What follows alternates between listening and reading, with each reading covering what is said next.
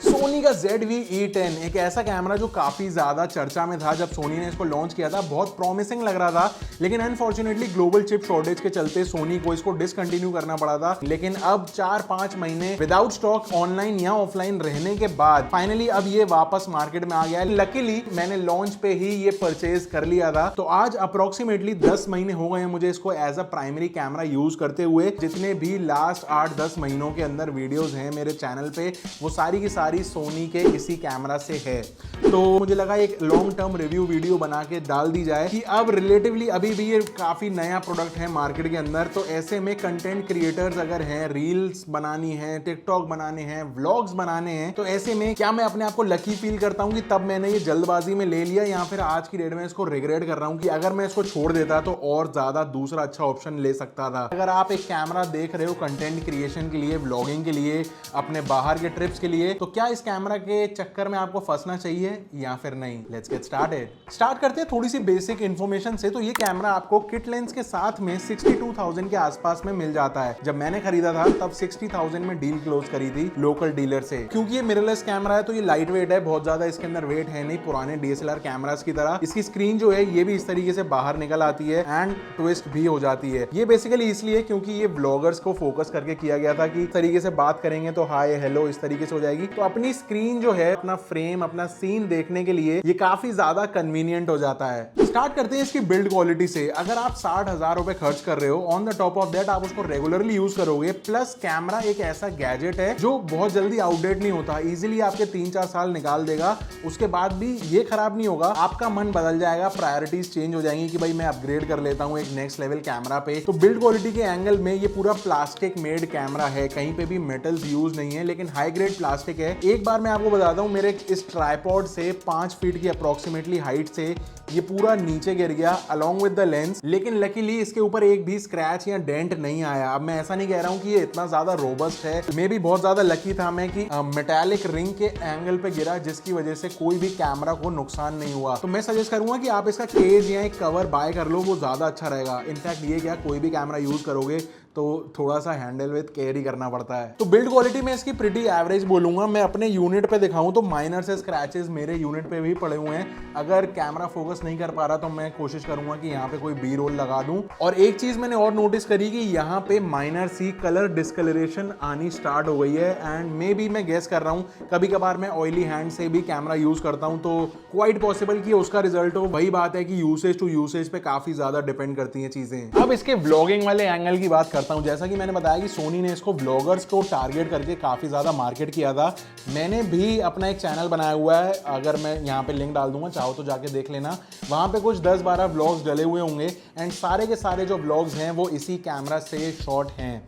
तो मैंने इसको व्लॉगिंग में भी प्रैक्टिकल यूसेज पे करके देखा हुआ है, एंड मेरा एक्सपीरियंस काइंड ऑफ एवरेज रहा है। मैं समझाता हूं कि क्या पॉइंट्स मुझे अच्छे लगे, क्या नहीं। सबसे पहली चीज, आप इस कैमरा से 4K वीडियो शूट कर सकते हो, एंड यस आप 30 FPS तक इसको ले जा सकते हो। अनफॉर्चुनेटली 60 FPS इस प्राइस रेंज पे इस कैमरा मॉडल पे अवेलेबल नहीं है, लेकिन आप 4K की अपनी ख्वाहिशें पूरी कर ही सकते हो अगर आप क्वालिटी ओरिएंटेड हो तो। एक यहाँ पे उसका कौन ये है, जब आप 1080p पे शूट कर रहे होते हो तो फ्रेम इतना आ रहा होता है, जब आप 4K पे शिफ्ट हो जाते हो तो फ्रेम थोड़ा सा क्रॉप हो जाता है। ये कुछ सिचुएशंस के अंदर अच्छा भी है, कुछ के अंदर नहीं भी। अगर मूविंग के हिसाब से आइडिया दूं तो अभी मैं 4K 30 FPS पे शूट कर रहा हूं, और अब मैं 1080p के 30 FPS पे शूट कर रहा हूं। तो अगर आपको कुछ डिफरेंस लग रहा है तो इतना ही है। ये चीज लेंस के ऊपर भी डिपेंड करती है। इसके अंदर मैं किट लेंस की बात कर रहा हूं, ये 16 to 50 mm है। तो अगर आप दूसरा लेंस यूज करने वाले हो व्लॉगिंग के साथ तो इस इशू से आप बच सकते हो, अगर आप 11-12 mm पे चले जाते हो तो। दूसरी चीज स्टेबलाइजेशन, इसके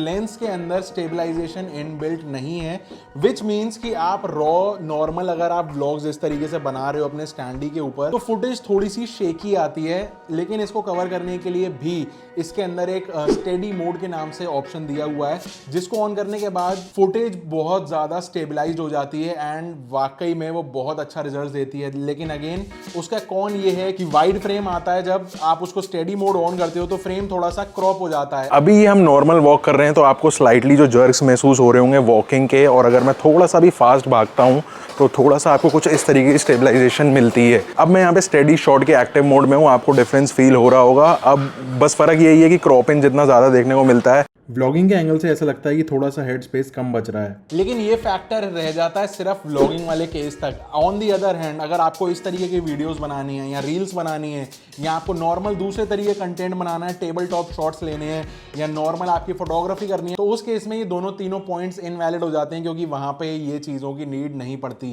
अगली चीज है रोलिंग शटर। यस, इस कैमरे में थोड़ा सा रोलिंग शटर आपको फील होगा, देखने को मिलेगा, लेकिन वो भी लिमिटेड है 4K तक।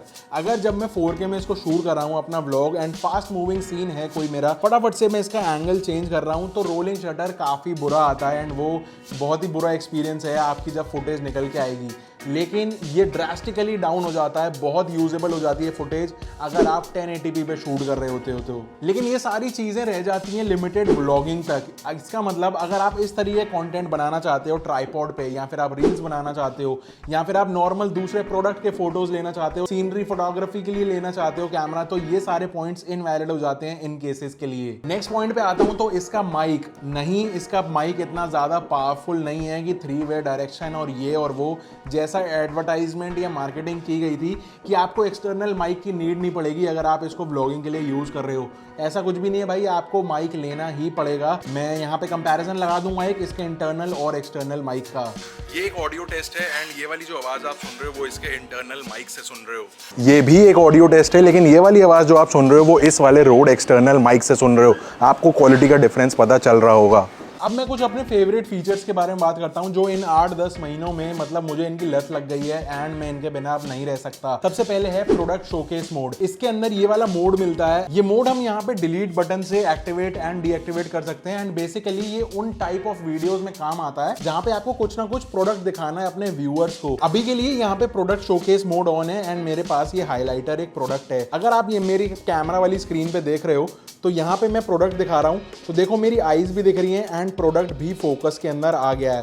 लेकिन यूजुअली बाकी के सारे कैमरास के अंदर क्या होता है, ये प्रोडक्ट डालने से कोई फर्क नहीं पड़ता, यहाँ पे ये इसको फोकस में ले ही नहीं रहा, मैं कितना भी आगे पीछे लूं, लेकिन जैसे ही मैं अपनी आईज कवर कर लूंगा तो ये प्रोडक्ट पूरा का पूरा फोकस में आ जाएगा। यूजुअली ये चीज होती है बाकी के सारे कैमराज में, लेकिन इसके अंदर हम प्रोडक्ट को शोकेस कर सकते हैं। इवेंचुअली काफी सही है एंड फोकस इसका रेजर फास्ट रहता है यार। आप इसका ऑटो फोकस देखो, मतलब कितना फास्ट है यार, मतलब ये देखो प्रोडक्ट ऊपर लाते ही फोकस एंड नीचे करते ही चेहरे पे बैक फोकस, बहुत ही जबरदस्त फोकस है। नेक्स्ट फेवरेट फीचर है मेरा इसका वर्टिकल शॉट्स। बेसिकली आजकल जो रील्स या यूट्यूब शॉर्ट्स का जो जमाना चल रहा है, जिस वजह से हमको वर्टिकल वीडियोस की नीड पड़ती है ऑलमोस्ट डेली, उसके लिए ये काफी ज्यादा हेल्पफुल है एंड बहुत ही आसान है इसके अंदर इंस्टाग्राम का कंटेंट बनाना। आप ऐसे की जगह पे जब आप ऐसे शूट करोगे तो आपकी वीडियो ऑटोमेटिकली वर्टिकल फॉर्मेट में ही आएगी आपके सिस्टम या फिर आपके फोन के ऊपर एंड ये बहुत टाइम बचाता है, इसलिए बहुत सही फीचर लगा। अगला फीचर है इसका जो मुझे काफी पसंद है, वो है बैकग्राउंड डीफोकस। अगर आप बाहर गए हो, आउटडोर्स में शूट कर रहे हो, तो यूजुअली बैकड्रॉप्स जो हैं वो थोड़े से ब्लरी आजकल अच्छे लगते हैं एंड वही ज्यादा ट्रेंड कर रहे हैं आपकी फोटो सोशल मीडिया पोस्ट के लिए। तो ऐसे में यहाँ पे एक डेडिकेटेड बटन दिया हुआ है डीफोकस मोड का, वो मैं करके दिखाता हूँ। तो जैसे अभी के लिए ये बिल्कुल नॉर्मल मोड के अंदर रिकॉर्ड हो रहा है, जैसे कि आपको दिख रहा होगा पीछे सरकास्टिक सिंधी जो मेरा लोगो लगा हुआ है वो क्लियरली रीडेबल है इस टाइम पे।